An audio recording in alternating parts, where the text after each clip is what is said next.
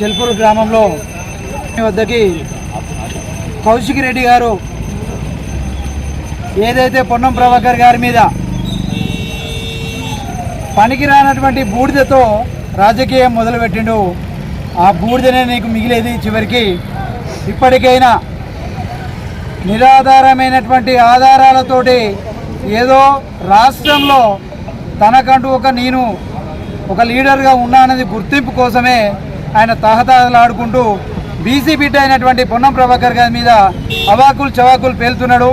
నీకు కాంగ్రెస్లో నీకు ఒక స్థాయి ఇచ్చి నిన్ను ప్రోత్సహించింది, ఒక లీడర్ని చేసింది కాంగ్రెస్ పార్టీ. పొన్నం ప్రభాకర్ గారు అనే విషయాన్ని మర్చిపోయారు.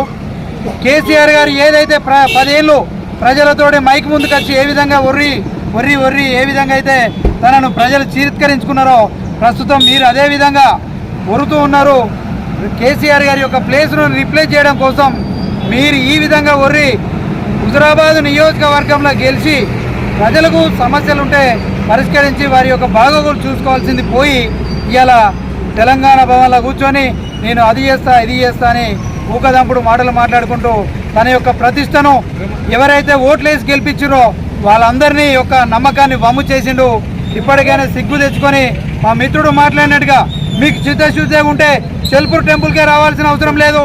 నీవు ఎక్కడైతే ఉన్నావో అక్కడే హనుమాన్ ఫోటో పెట్టుకొని వీడియో చేసి నేను నిరాధారమైనటువంటి ఆధారాలు నేను ఎలా తప్పు చేయాలని